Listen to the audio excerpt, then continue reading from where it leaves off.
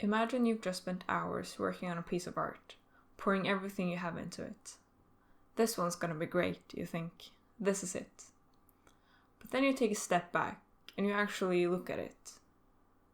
It's absolute crap, just like the last 10 you made. I think we've all been there at one point or another, feeling like everything we produce is subpar trash. Maybe there'll be one or two pieces in there that you actually kind of like, but they're few and far between. You might feel like you're doing something wrong, or that there's something inherently wrong with you. After all, if everything you make is crap, you must just be horribly untalented, right? You're not. This feeling, not being happy with the majority of what we create, is something I can say with near complete confidence that all great artists have gone through. In fact, if you don't feel like this, something is probably wrong. Let me explain.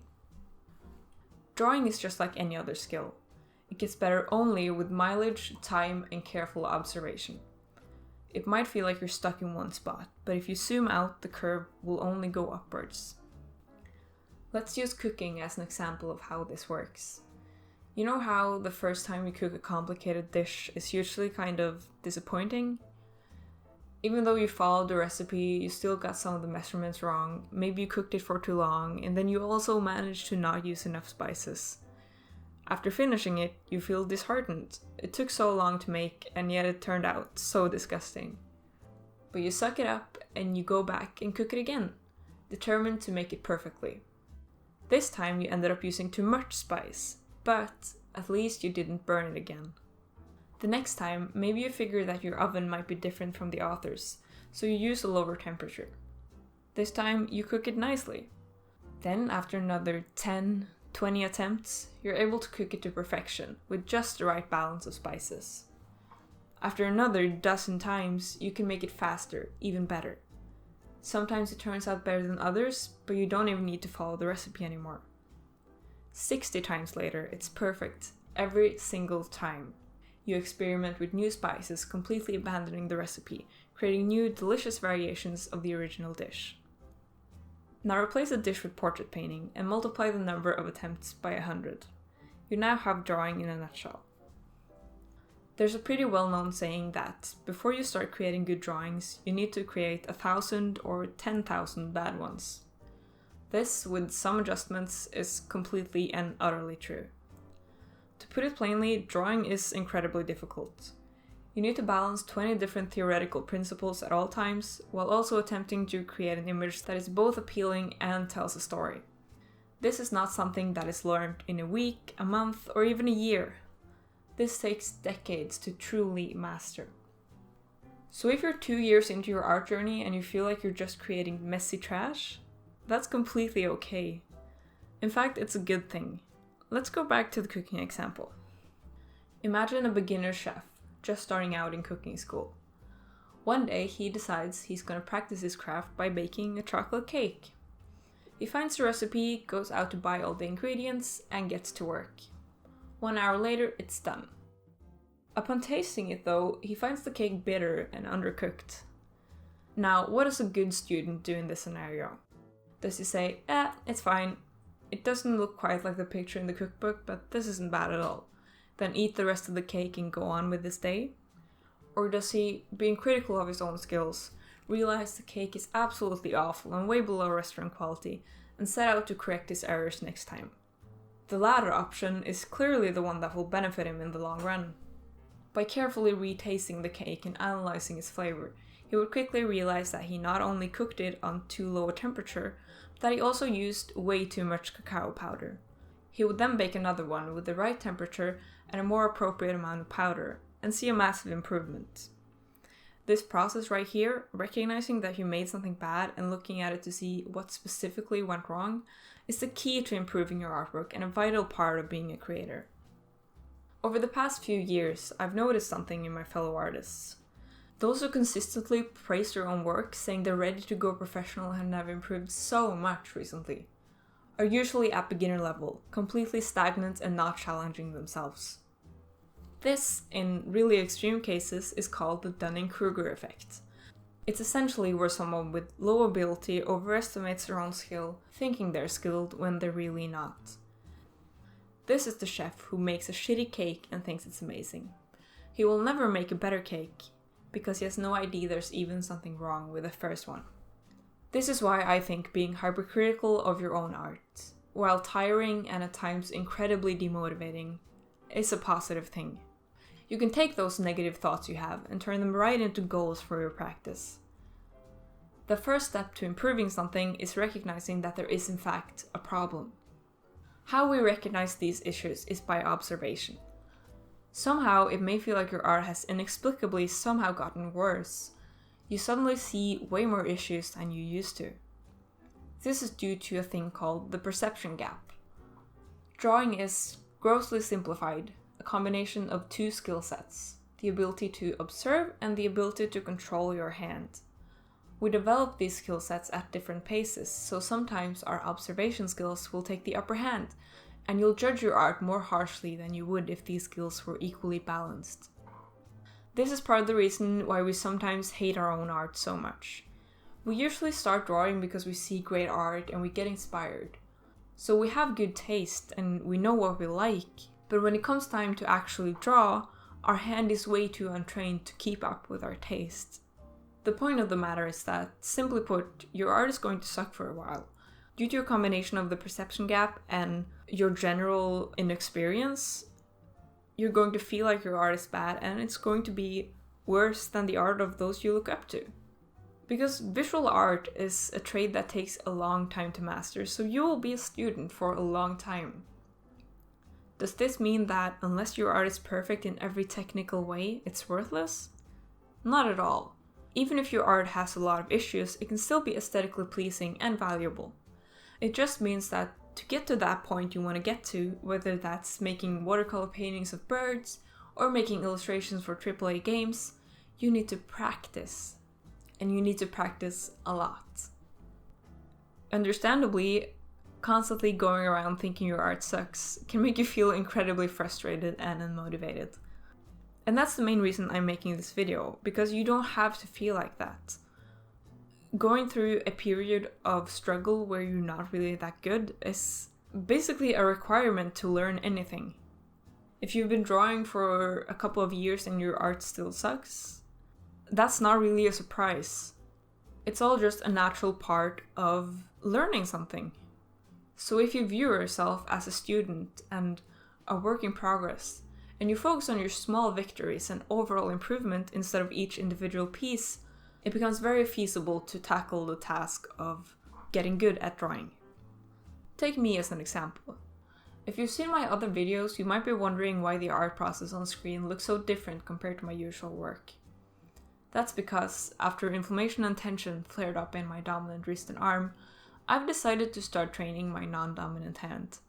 I've been doing it for 2 or 3 weeks now, and it takes immense concentration and control just to draw a somewhat straight line. And sure, it might be a lot cuter than my usual work, but quality-wise, it's just incredibly subpar. It's amateurish. But you know what? That's okay. I know that in 1 week it'll be easier, and then the next week it'll be even easier, and the next I'll be able to draw at least twice as good as I am now. I'm fine with creating bad art right now because I'm fully aware of the fact that I'm a work in progress. It's all about the journey and realizing that in many ways, the end of that journey does not exist. We are all constantly improving and growing, and if we ever stop doing those things, that's not because we reached the ultimate goal, but because we stopped striving to better ourselves. You see, no matter how good it already is, the cake can always be just a little bit tastier. It's easy to forget this when we're exposed to so much amazing art every single day. With social media, we can see what everyone is creating at all times, and while that's an incredible thing, it can also be harmful. Have you ever felt good about your work, then gone on ArtStation just to realize that every painting on the front page is way better than the one you just finished, then spiraled into self-loathing, telling yourself you'll never be good enough? I have. I do this more often than I'd like to admit, and I think most of us, especially ones of us starting out, do it too. I'm sure that we all know how stupid it is too, because here's the thing. That artist you're comparing yourself to, they probably have years more experience than you do. Of course they're better than you.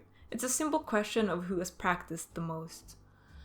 It's easy to look at artists like Ruan Gia, Craig Mullins, Ian McCaig, all modern masters, and feel like they're at some magical level which you'll never reach. It's common to see people call them gods, robots, inhuman. These might be light-hearted comments, but they set a harmful precedent. That these people are above us, legendary creatures to admire from a distance. The fact of the matter is that these are simply people. Brilliant people, but people nonetheless, who have practiced and honed their skills for decades. Tempting as it may be, I have no business comparing my art to that of Craig Mullins, because the objective fact is that he is nearly twice my age and thus has double or more than double the experience I do. The same thing goes for people on social media. If your art is worse than the art of someone you follow and admire, that's not because they were blessed by the gods to have more talent than you, it's because the artist in question has probably spent a heck of a lot more time and effort practicing than you have. If you want to be as good as them, there's no point in getting upset and feeling defeated. Stop obsessing over how good everyone else is, and focus on yourself. Train more and train smarter, and those people you admire, you might just surpass them. Like, if you go to a restaurant and you have the most amazing sushi of your life, then try to remake it at home. Are you really surprised when yours isn't as good? Of course you're not. You are not a professional sushi chef, so why would your food be as good as the food prepared by a chef with over 10 years of school and experience under their belts? This might sound harsh, but that's the truth. When it all comes down to it, we're all just on our own journey, and some people have spent more time on their journey. If your art is worse than someone else's art, that's not because someone has given you a disadvantage in life. That's just because maybe you didn't study enough. So if your art sucks, that's fine. That's expected. Instead of using that knowledge to feel bad about yourself, use it to improve. The mere fact that you're able to objectively look at your own work and see that it could be better is promising.